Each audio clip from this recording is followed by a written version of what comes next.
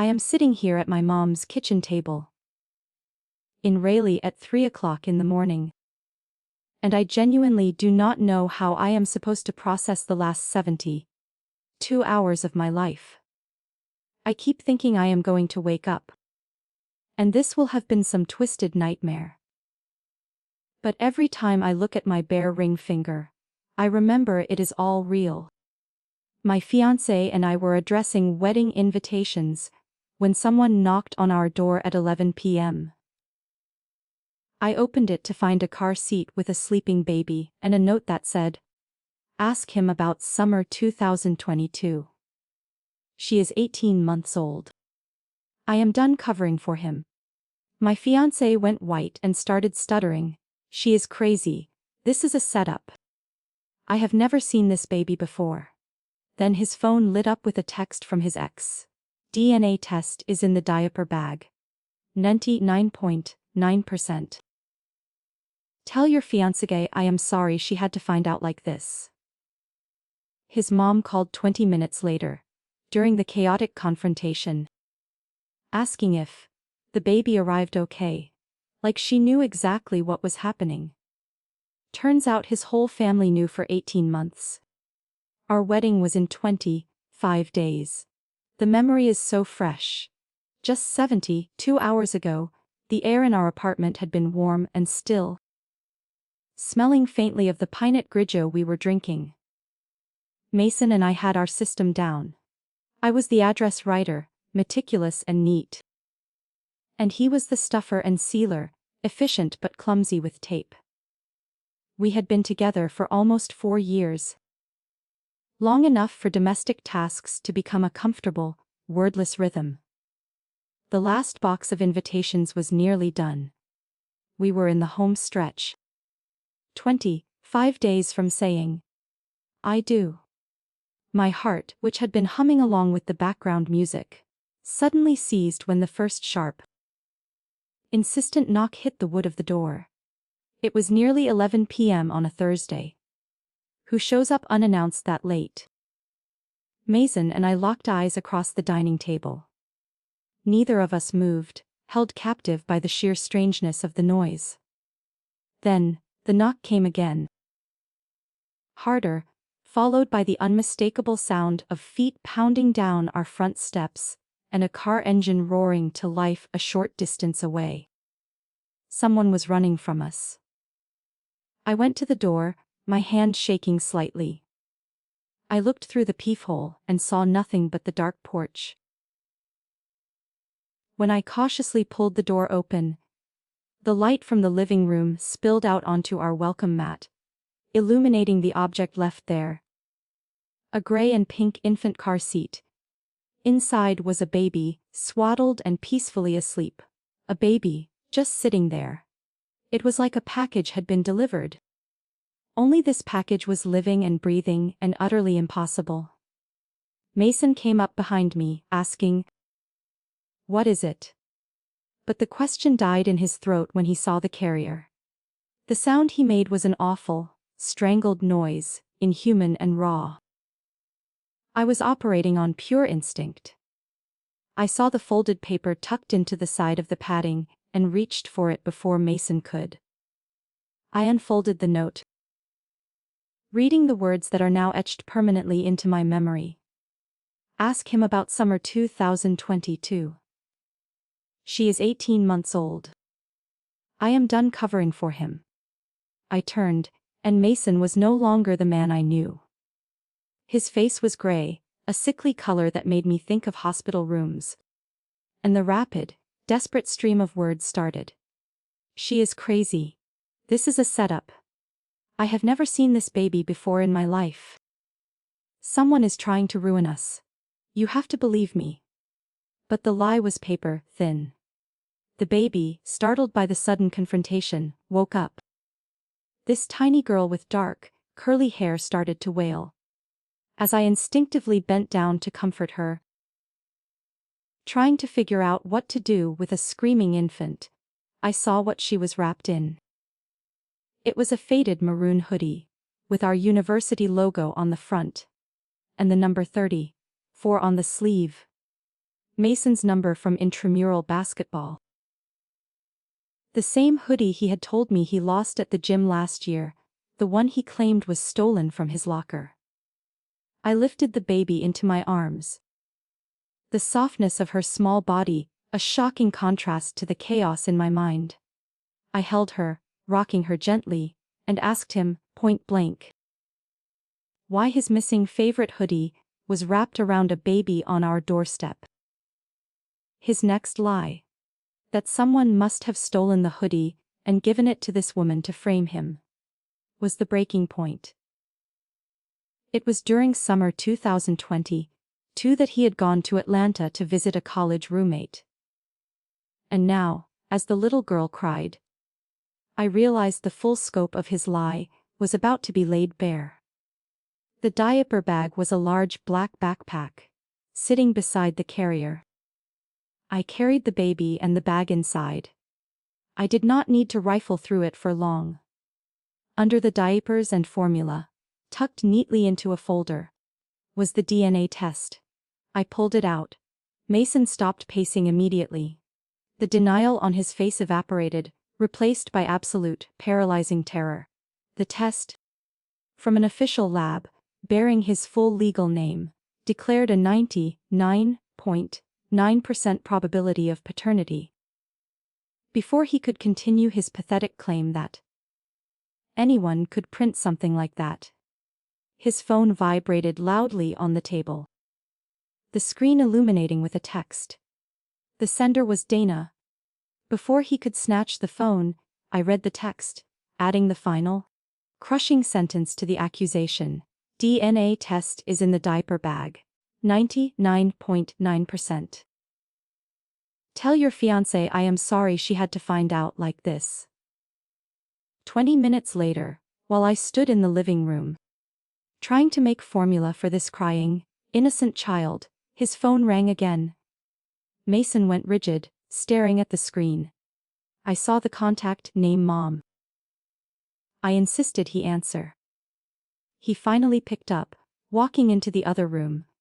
But not before I heard his mother's voice clearly. Did the baby arrive okay? It was not, what baby? It was, did the baby arrive okay? I followed him.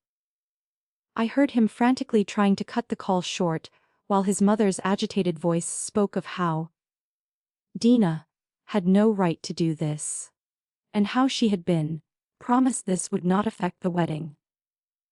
He hung up, turned, and saw me standing there. The baby was quiet now, fed and settled in my arms, but the silence between us was deafening. I looked at the man I was going to marry in 25 days, and told him he had to start telling me the truth right now. His mother knew. His whole family knew. I was walking out with my car keys to drive to his parents' house if he did not speak. That is when Mason finally broke, beginning the horrifying confession that would unravel my entire world. When I drove away from the apartment, the sun was just beginning to think about rising. I drove 40 minutes to my mom's house with the baby, Lily, asleep in the back seat. The diaper bag sitting beside me like a ticking time bomb. Bah! Mason's face was the last thing I saw in the rearview mirror. That perfect portrait of a frantic, self-pitying man. I arrived at my childhood home and my mother, bless her eternal preparedness, was instantly awake. I told her everything in a rush, standing in her kitchen at 5 a.m., holding a strange child, and shaking too hard to hold a coffee cup. She was silent for a long moment, then simply said, "We will deal with it, Scarlett.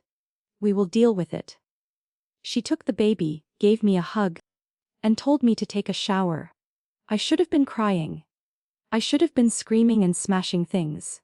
Instead, I felt cold. Numb. My mind. The part that Mason had spent 18 months trying to suppress, snapped into a clinical, controlled mode. The wedding was my project. My perfectly planned life. Now, the plan was violently destroyed, and my first instinct was to handle the Bosch damage control. I needed to get back control. So, I started making the calls. This was the true beginning of the humiliation. Every call was an exercise in swallowing bile. I started with the venue. A place I had chosen, because the light hit the oak floors at 3 p.m. exactly the way I wanted for the photos. Yes, hello. I need to inquire about your cancellation policy. For the June 14th wedding. The coordinator, whose name I could barely remember, was cheerfully confused. Oh, Scarlett, is everything okay? Is this about the final count? You have plenty of time for that. No, I said, my voice unnaturally flat. The wedding is cancelled. Permanently. I do not want to reschedule, thank you. I need the form for the full cancellation and refund. Oh my gosh, I am so sorry. Is there anything? No. I cut her off. No details. Just the form. I called the caterer next, then the florist, then the wedding band. Each conversation was the same: the chirpy start, the stunned silence, the mortifying question of, why? And my cold, sterile answer. I cannot go into details, but no. It is not happening. It was not just the thousands of dollars in lost deposits that hurt. It was the absolute, crushing exposure of my failure. I was the girl who had meticulously planned her life. And now I was the one canceling a wedding 25 days out for an unspecified emergency. Every refund form I requested was a stamp on my forehead that said, "Idiot." She did not see it coming. Around 10:30 in the morning, Mason's mother called. Not Mason, his mother. "Scarlett, honey," she began, her tone a brittle mix of concern and sternness. "I know you are upset, and you have every right to be. But I need you to please be reasonable about this." Reasonable. I was holding her secret grandchild in the next room. And she was asking me to be reasonable. Mason is beside himself, she continued, her voice dropping into a conspiratorial whisper. As if I were the one causing the trouble. Dina has gone back on her word. That is not Mason's fault. He tried to do the right thing, by making sure the child was provided for. And now you are punishing him for someone else's decision. I walked out to the porch, away from the baby, and spoke through clenched teeth. Are you saying that this right thing was lying to me for 18 months? That you, his mother, the woman who cried when Mason proposed, thought it was right to help him hide a secret child from me? She shifted smoothly. Sometimes, Scarlett, people make difficult choices to protect the people they love. We were trying to protect the family. We hoped you could find it in your heart to understand that. Got to protect who? Not me. Not Dena, who was raising the child alone. Not the baby. Just their fragile image. I hung up. I did not say goodbye. I just pressed the end call button and silenced my phone. The text started around noon. Mason first, of course. Long paragraphs about love, regret, and therapy. He said the wedding was still on the table. That we did not have to cancel anything yet. That we should sit down and talk about Caesar's our future. Our future? Like finding out his entire family helped him cover up a secret child was just a scheduling conflict. Then the rest of the chorus began. His sister, Marcella, texting, "Are you okay?" Which was rich, coming from one of the 17 people who had looked me in the eye and lied. His brother, Hunter, sending vague appeals about how much Mason truly did love me. Even his father reached out, hoping I could forgive them all someday. Because they were just trying to protect everyone. The irony was suffocating. I focused on the one innocent casualty in all of this, the little girl.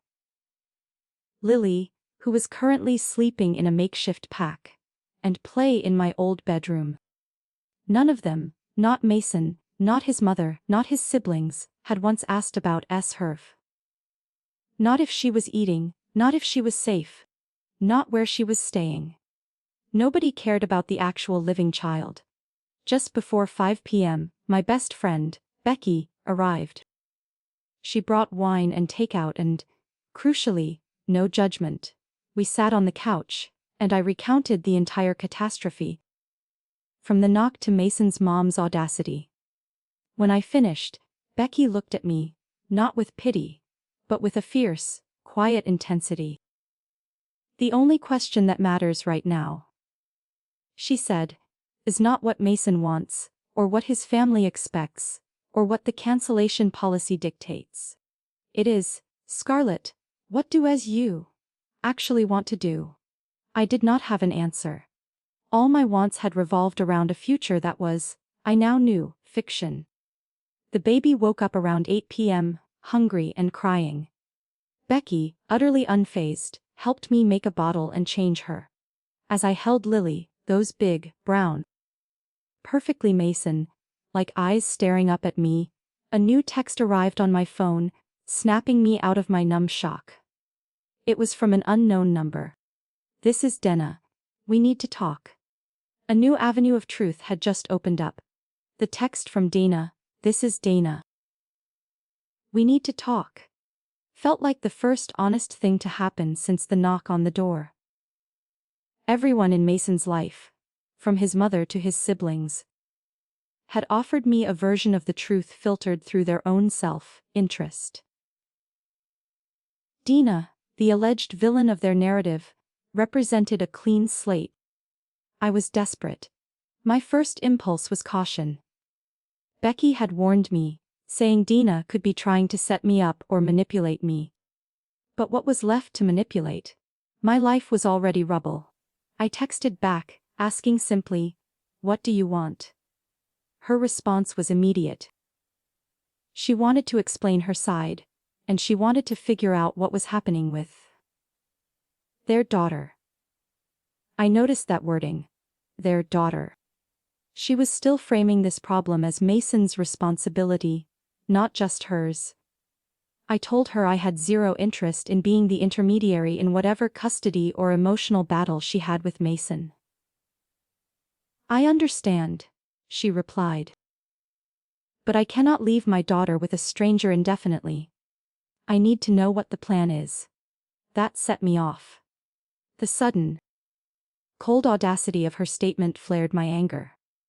Excuse me. I typed back, forcing myself to slow down. You left a baby on my doorstep without asking. Without warning, without a word of coordination. And now you are acting like I am the one creating the problems. If you want your daughter back, you can come get her anytime. I never asked to be involved in this mess. The truth was, I was projecting my anger at Mason onto her. She had created the chaos, but he had created the child. She did not reply for almost an hour, which felt like forever. When her text finally came, it was softer, slightly more human. I know it was wrong to do it that way. Believe me, I know. But I was out of options. I had been trying to get Mason to tell you for months. He kept promising he would, and he never did. I could not keep being his dirty secret, while he married someone who had no idea she existed. It was a small, crucial shift in the narrative. Mason had not been paying her to keep quiet, he had been paying her to wait. He was never planning to tell me. She had waited and waited until her breaking point. I asked her what she thought would happen now. Did she truly imagine Mason was going to suddenly step up and be a father? Did she think I was going to simply adopt his secret baby and play happy family? I do not know what I expected, she wrote. I just knew I could not keep living like that. Being paid to stay silent. Watching him post photos of his perfect life, with his perfect fiancée, while I was home alone with a toddler, he refused to acknowledge. The pity that had been simmering for Lily now extended, reluctantly, to Dana. She was the other victim of Mason's colossal cowardice, albeit a co-conspirator in the silence. I told her I would bring Lily to her, asking for an address. She lived about 2 hours away, in a town outside Charlotte. We agreed to meet halfway the next morning. I needed to end this chapter, to get Lily back to her mother, and to force myself out of the role of accidental stepmother. Just as the sun was setting, around 8 p.m., Mason showed up. He had found my mother's address easily. I heard his car pull into the driveway, and my body instantly tensed, bracing for the inevitable. My mother offered to send him away, but I shook my head. No, I need to talk to him, face to face. I need to look him in the eye while he explains. Because I am done with half-truths in text messages. I went out to the front porch. I would not let him inside. He started talking immediately. A rush of apologies, excuses, and pleas before I was halfway down the steps. I stopped him with a raised hand. You have exactly one chance, Mason. Tell me the complete truth about everything. If I find out later you left out one single thing, we are done forever. No more conversations. No more chances. Do you understand? He was crying, a loud, ragged sobbing, and nodded frantically. Okay. Okay. I will tell you everything. The real beginning. I asked him to start with Atlanta, summer 2022. I met Dina at a bar. He began, weakly attempting to cling to the original narrative. I stopped him again. The real beginning. He closed his eyes. Then he admitted. It was not some random hookup. Dina was someone he had known in college, a year behind him. An old flame he had reconnected with, when he found out she lived in Atlanta. They had hooked up before. He had deliberately reached out to her. And they slept together multiple times over the course of the week he was there. Why not? I asked, my voice deadly quiet. Why not, Mason? When you were supposed to be building a life with me. Why not? Like I didn't exist. He admitted he had not told her about me, until she called him months later, pregnant. He had consciously chosen to withhold the truth about our relationship when he started sleeping with her. It was not a mistake, not a moment of weakness. It was a week of deliberate choices. The air on the porch was cold, but I felt a burning nausea rise in my throat. I asked him what he did when she told him about the pregnancy. He panicked. He told her he couldn't be involved. He even offered to pay for an abortion, which she refused. Then, he had to tell his parents. Why them? I asked. Why bring them into it? Because, he mumbled, my dad has a lawyer friend. They helped me set up the payments. They helped me figure out how to keep it quiet, so you would never find out. His entire immediate family. The people I had shared Sunday dinners with, who helped us pick out our reception venue, who had smiled and hugged me. They were all complicit. Actively helping him manage the secret existence of a child, while I planned a wedding. My own careful construction of stability. My belief in the systems and the people around me was shattering into tiny, irreparable pieces. I sat on the porch steps. The cold night air doing nothing to clear the burning sickness in my gut. Mason was still pacing, running his hands through his hair, having what looked like a genuine breakdown. But I felt nothing for him, just a cold, analytical desire to extract the rest of the poisoned truth. Did they ever consider telling me? I asked. Your parents, your sister, anyone. Did anyone ever say, hey? Maybe the person planning a wedding to you deserves to know about the child you had 18 months ago. He stopped. The confession had drained the frantic energy from him, leaving him hollow. My mom was against it from the start. He admitted. His voice barely a whisper. She said you would probably leave. She said, why ruin a good relationship over one mistake that Dina is handling financially? The baby was provided for. There was no reason to blow up everyone's lives. One mistake. That was the family mantra. Not an entire, breathing human being he had created and been actively hiding for almost 2 years. He had been so successful in making me believe in the stability of our life that his entire family felt they were protecting me from a truth that would disrupt my own perceived perfection. They validated my core lie, that security came from control, and they were controlling the narrative to keep me secure and them comfortable. I asked about the arrangement with Dina. What exactly was the contract for his secret life? He confirmed he sent her generous money every month, enough to cover childcare and basics. In exchange, Dana agreed to handle everything herself and not contact me, not post about him, and keep his name out of it publicly. So you were paying the mother of your daughter to raise her alone and pretend you didn't exist. I summarized. He hung his head, unable to argue. Then I moved to the most humiliating detail. Did you ever see her? Your daughter? Did you ever meet Lily? He got quiet again. The hesitation was brief, but it spoke volumes. Twice. He finally admitted, refusing to look up. Once. Right after she was born.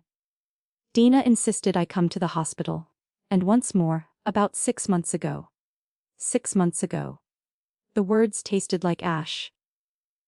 I repeated them, letting the timeline settle over the wreckage. That was right around the time we got engaged. Wasn't it? I remembered that weekend vividly. We had just gotten engaged, and Becky was throwing us a small party. Mason had told me he had a sudden, mandatory conference out of town. I remembered complaining to Becky about how his job was always interfering with our lives. I had made excuses for him. You missed our engagement party, I whispered, the realization hitting me with the force of a physical blow. You missed the party Becky threw for us, because you were playing daddy for the secret baby your mother told you to pretend didn't exist. He started to sob in earnest now, dropping down onto the steps next to me. Scarlett, I know. It was the hardest thing I have ever done. I knew how excited you were about that party. But Dina was struggling. She asked me to come help for the weekend. I told myself I was going to tell you when I got back. He had come back from holding his secret daughter. The daughter he was paying to keep quiet.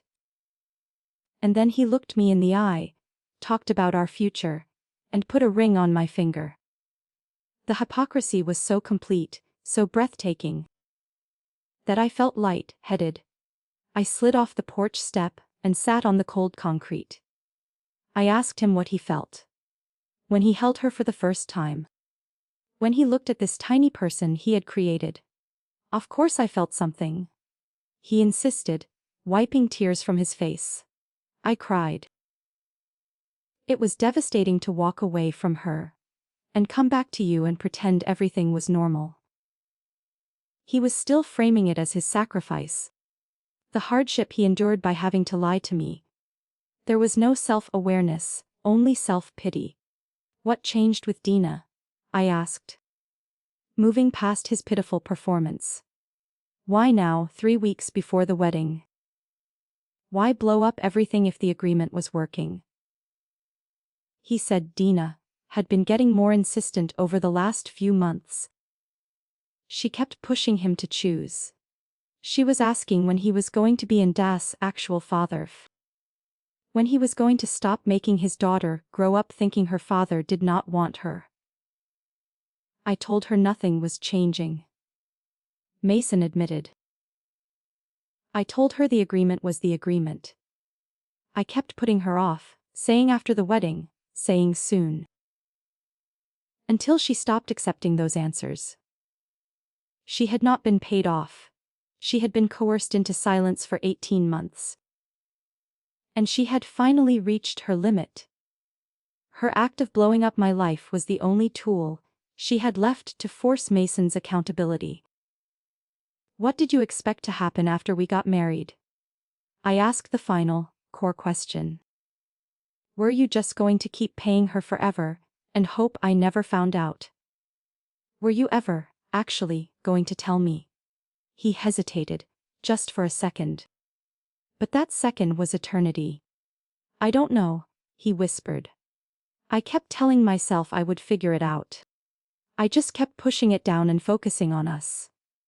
I laughed. It was a bitter, broken sound, but it was honest. That was his plan, no solution. No accountability. Just indefinite lying and hoping for the best, while I walked down an aisle, and promised my life to a stranger. I put my hands on my knees and pushed myself up. I need you to leave, Mason. Go to your parents' house. Or your brother's. I cannot look at you anymore. This conversation is over. He started begging again, asking for a chance to work through this, saying his love for me was real. He asked what was going to happen to the baby, a sudden, performative concern for Lily he had lacked the entire time. I don't know, I said. But that is not really my problem, is it? Since apparently I wasn't supposed to know she existed in the first place. Mason left around 1 a.m. Walking out the front door, still sobbing. I sat back down on the cold porch, staring into the dark night. Knowing the true work of dismantling my life had only just begun. I had to face Dina next. Saturday morning arrived, quiet and heavy. After Mason left, I had slept fitfully, the image of him sobbing on the porch steps competing with the sight of Lily's small, innocent face. Now, the one last piece of logistics I had control over was about to happen, the handover. My mom wanted to come with me, but I insisted on driving alone. I put Lily in her car seat, checked the diaper bag one last time, making sure I had returned the cherished, well-loved stuffed bunny, and drove toward Charlotte. The plan was to meet Dina at a service plaza halfway between us, a neutral, utterly impersonal place. I spent the 45-minute drive in silence, not listening to music, just allowing the painful, slow motion reel of the last 2 years to play in my mind. Every Sunday dinner, every shared laugh with Mason's parents, every time his sister Marcella talked about being my bridesmaid. All of it tainted, all of it a performance of affection, masking a profound betrayal. Dina was already there when I pulled into the gas station parking lot. She was standing by an older model SUV. Dressed in joggers and an oversized sweatshirt, her dark hair pulled back severely. She looked exactly the way I felt, profoundly exhausted. Like someone who had been carrying something too heavy for too long. I got out and went around to unclip Lily. Dina immediately rushed forward, her composure breaking entirely as she fussed over the baby. Checking her diaper, running a hand over her forehead, asking if she had eaten okay. Lily reached for her mother and made a happy little gurgle, a sound I had not heard her make with me. I stood back. An outsider watching a reunion that should have happened 18 months ago. A reunion that I had inadvertently facilitated. I handed over the large black backpack that contained Mason's secret life. Dina turned to me, her eyes red-rimmed. "Thank you," she said, her voice raw. "I know you did not have to do that. I know I handled everything badly. I was not going to leave a baby on my porch in the middle of the night," I said, unable to keep the coldness out of my voice. "I am a decent person, even if the father of that baby is not." Dana flinched at the word father. But she did not argue. She asked if I had talked to Mason. I said I had, and gave her the short version: cheating, the lie, the family cover up. She listened, holding Lily close. He left out a few things, she said quietly. Like what? The arrangement wasn't my idea, she explained. When I first told him I was keeping the baby, I asked him to be involved. Not as a partner, just as a father. I wanted to co-parent. I wanted Lily to know her dad. But Mason said no. She paused, looking down at the baby. He said his family had money and influence. He said if I tried to force the issue, they would make my life difficult. So he offered a different deal. Generous monthly payments in exchange for staying out of his life, and letting him pretend none of this ever happened. My stomach seized. This was worse than just lying. This was coercion. Mason, with the backing of his wealthy, powerful family, had essentially used economic and legal threat to silence a 24-year-old single mother. It shattered any remaining shred of sympathy I had for his tearful performance the night before. This was not a passive mistake. This was an active abuse of power. He used his family's status to scare you into silence, I confirmed. Yes, Dana said simply. I was 24. Alone and scared. I took the deal because I did not know what else to do. I asked what she wanted now. Why tell me this? I do not want anything from you. Dana insisted. I am done feeling guilty for existing. For 18 months, I have been treated like a shameful secret. Paid off like an inconvenience. Mason is Lily's father, and he is going to have to deal with that. Legally. She confirmed she was pursuing formal legal custody arrangements. No more under-the-table payments, no more gentlemen's agreements. She wanted child support and Mason's name on the birth certificate. She had held off to avoid drama, but clearly, quiet compliance was no longer an option. Dina got into her older model SUV.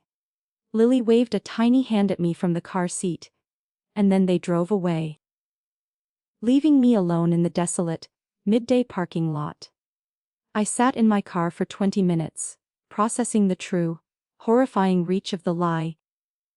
It wasn't just about me, it was about the destruction of Dana's agency, orchestrated by the same family I was preparing to marry into.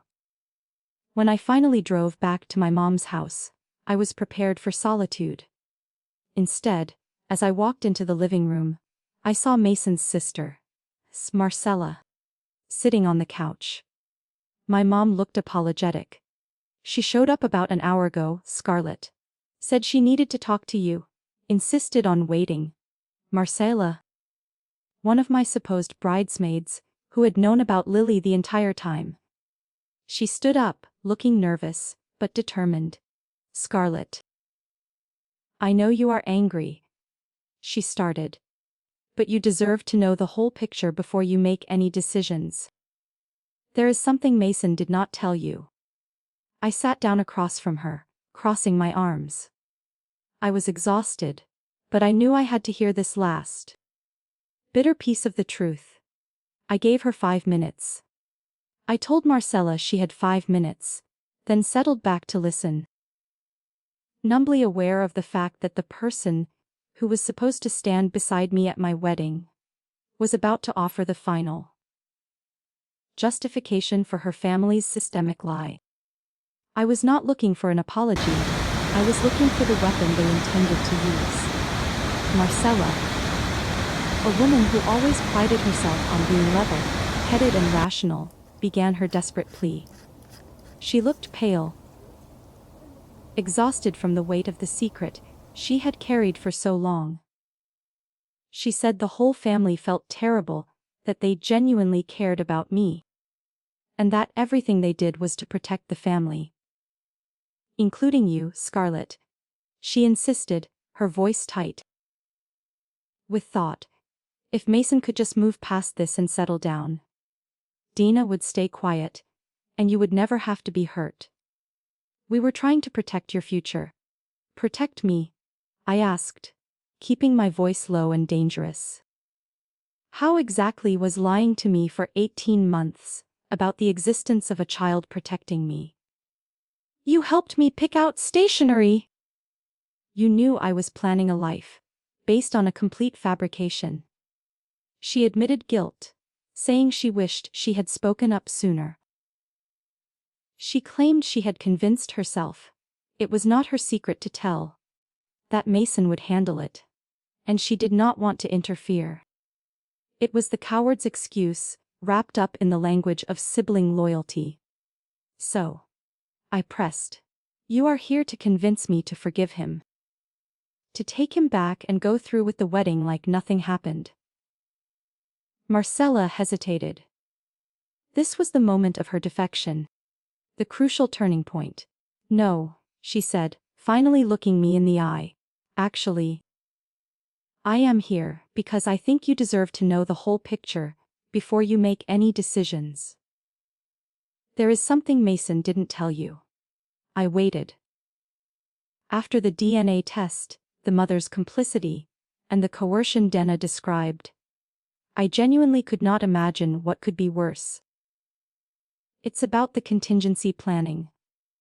Marcella whispered, glancing nervously toward the kitchen door, where my mother was hovering. When Dana first started getting difficult a few months ago, before she dropped Lily off, Mason and my parents started talking about what to do if she ever tried to go public. She shifted uncomfortably on the couch. The moral failure of her family clearly weighing on her now that the truth was exposed. My mom, especially, was adamant. If Dana tried to force Mason's hand or come to you, the plan was to claim she was unstable. Mentally unstable. They had a whole strategy ready to discredit her. I felt the blood drain from my face. This was not merely lying. This was calculated moral assassination. They were going to make her look like a crazy ex. Marcella continued, the words tumbling out quickly. Suggest the baby might not even be his, despite the DNA test. They were going to destroy her reputation. Her credibility. A single mother raising their grandchild. All to protect Mason's image and avoid scandal. A sudden, sharp clarity cut through the chaos. My entire world dissolved in that moment. The lie about the baby was a betrayal. But the plan to destroy Dena was an absolute moral rot. I had been planning to join a family that thought the appropriate response to an inconvenient truth was character assassination and the destruction of a vulnerable woman. I closed my eyes, picturing Mason's mother, who had helped me pick out tablecloths, calmly discussing how to smear a young woman's mental health to save face at the country club. My core belief that stability and security came from trusting established systems and familial loyalty had led me straight into the heart of a moral abyss. Marcella stood up. Her secret was out, and she had nothing left to say. She looked less like a co-conspirator and more like a captured soldier. Relieved the battle was over, even in defeat. She left, slipping out the front door, leaving silence in her wake. My mother came into the living room and sat beside me, not saying a word, just putting a steady hand on mine. I feel like I am in someone else's nightmare, I managed to say. 2 weeks ago, I was debating chicken or salmon. Now, I am finding out my future in laws had a backup plan to destroy a woman to protect their social standing. These were the people I was supposed to trust with my future children. They were ready to weaponize lies against an innocent person to maintain the facade. The deception was complete. But the moral horror was what cemented the end of the relationship. There was no recovery from this. That night, Mason texted again. He said he wanted to see me, really see me, and have a real conversation about our future. He said he was willing to do whatever it took. I stared at the words for 20 minutes. Whatever it took. Like there was some combination of promises or therapy sessions that could undo his family's casual cruelty. Like I could just forget the plan to destroy Dana. The delusion was breathtaking. He still thought this was about us. I knew I needed to end it face to face, to deliver the final decision without hesitation. To ensure he understood that the person he had been lying to for 18 months was gone, replaced by someone cold and utterly resolute. I would not allow him to walk away believing there was hope. I had to face the antagonist one last, final time. The next morning, I woke up to 17 missed calls from Mason's mother. The system was trying to claw me back in. Sunday morning. I woke up to the silence of my childhood bedroom, immediately aware of the 17 missed calls blinking on my phone from Mason's mother. The antagonistic force, having failed at subtle manipulation, was now moving to brute force. I did not call her back.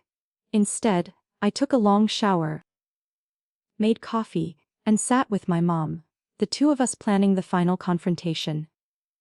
About an hour later, the sharp, authoritative knock came. No running footsteps this time. Just the confident demand of someone who expected to be let in. Mason's mother stood on the porch, impeccably dressed and radiating a desperate, controlled tension. She saw my mom standing firmly behind me, and her expression pinched, but she plunged forward anyway. "Scarlett, we need to talk. Alone ideally, but fine." We sat down in the living room, and she launched into the emotional blackmail. The pressure points of the established life. She spoke of how much money had been invested, how close the wedding was, how embarrassed the family would be if we cancelled now. She talked about Mason's love, how I made him happy, how I needed to consider the bigger picture. I let her finish her rehearsed speech. When she was done, the silence was heavy, broken only by the clock ticking in the hallway. "Why should I care about your embarrassment?" I asked, my voice calm but penetrating. "Why should your social standing matter more than the fact that your son lied to me for almost 2 years? That you and your husband and your 2 other children sat around every Sunday dinner, looking me in the face, knowing you were helping him hide a secret child?" She reverted to the defense. "We were trying to protect Mason and his future. Dina was a mistake. And mistakes should not define someone's whole life. He deserves a chance to be happy. And you are the person who makes him happy. What about the plan?" I cut in, watching her carefully. The plan to discredit Dina if she ever went public.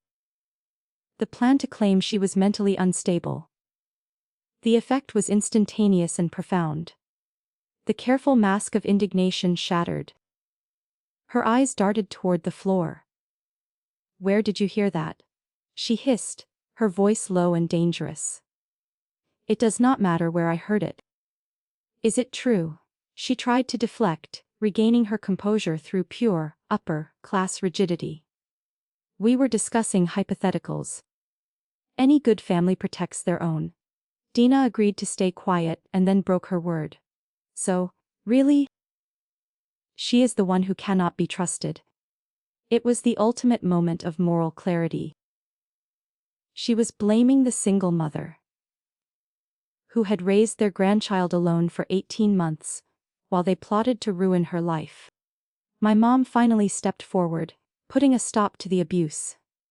"With all due respect," she said, her voice quiet but absolutely firm.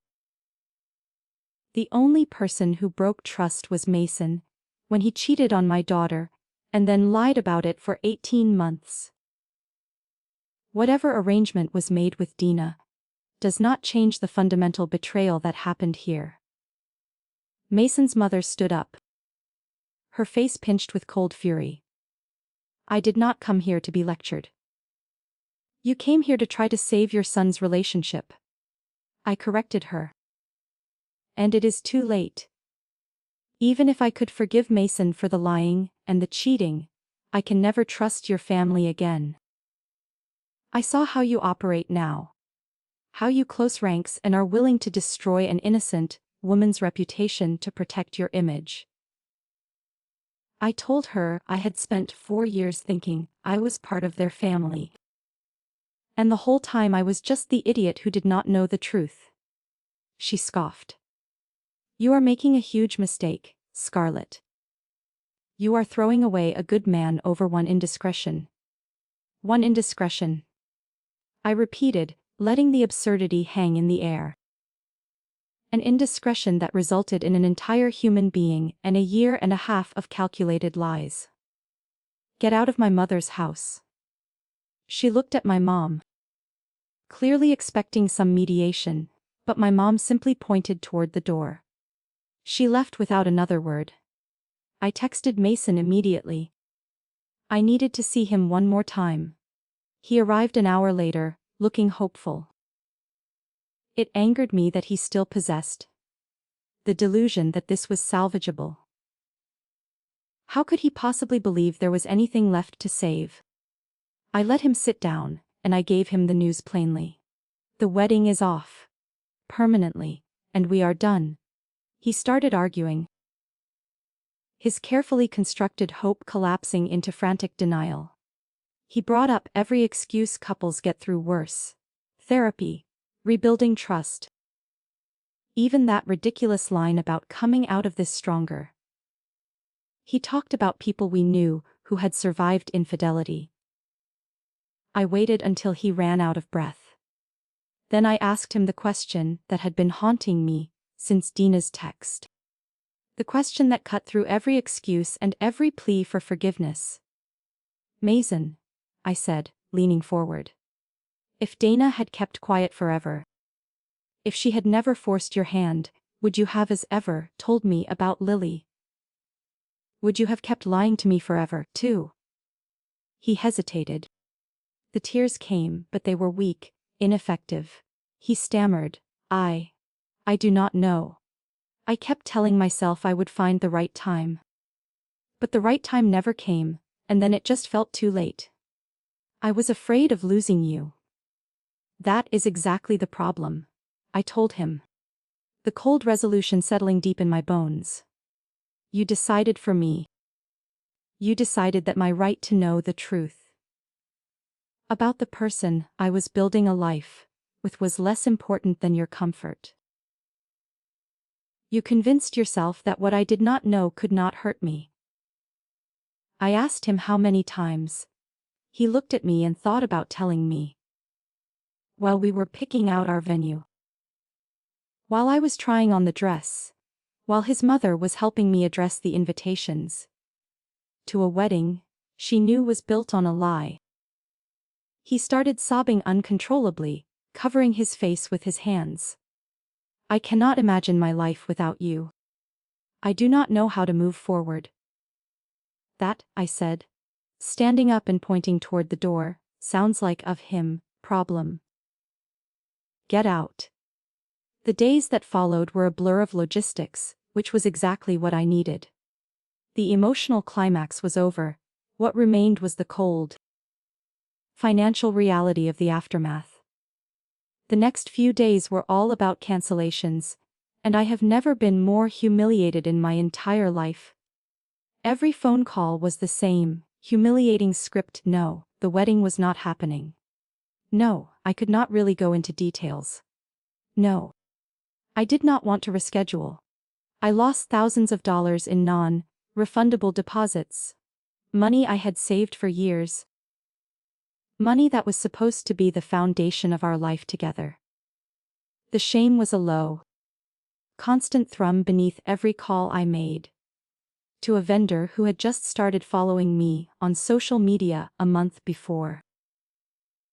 My dad drove up from Florida to help me move my things out of the apartment. We did it during the day while Mason was at work. Because I could not bear to look at him again. 4 years of my life packed into cardboard. Boxes labeled with masking tape. The wedding dress was zipped up in its garment bag, relegated to the darkest corner of the closet. I left the engagement ring on the kitchen counter, next to the coffee maker. I did not want the monetary value, I did not even want to touch it.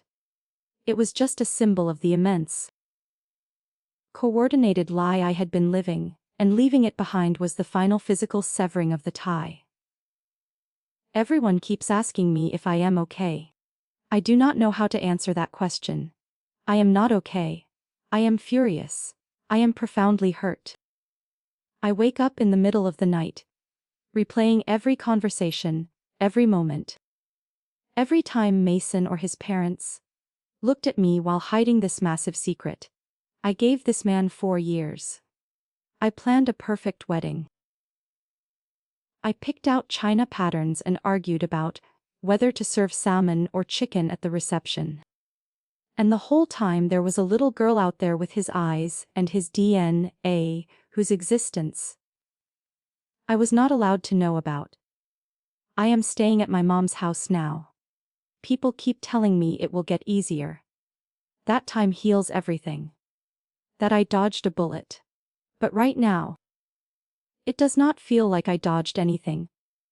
It feels like I got hit by a truck. I trusted someone completely, relied on his promises. And he repaid that trust by lying to me every single day for 18 months. His whole family watched me walk toward a cliff. Toward a legal binding of my life to a fiction, and nobody said a word. The security I had worked so hard to build, the perfect plan, was always just an illusion, dependent entirely on the morality of people who possessed none. So no, I do not have a neat, happy ending for you. What I have is a cancelled wedding, an empty ring finger, thousands of dollars in lost deposits, and 4 years of my life I will never get back. I have 17 people I thought were going to be my family, who turned out to be strangers, capable of plotting to destroy an innocent woman to save face. I have a closet full of empty bridesmaid gift bags, and a wedding dress I cannot even look at. I keep thinking about what my life was supposed to look like right now. I was supposed to be 18 days away from marrying the love of my life, stepping into the beautiful, predictable future I had mapped out. Instead, I am sleeping in my childhood bedroom, staring at the ceiling, trying to figure out how I did not see this coming. The truth I had needed to learn. That my security must come from my own internal strength and ability to adapt, not from external people or plans, was learned through the most devastating kind of failure. And the worst part, the absolute worst part, is that sometimes I still miss him. Not the real Mason, the one who lied and betrayed, but the version of him I thought I knew. The person he pretended to be. The man who existed only in my plans, and whose disappearance is the hardest loss of all.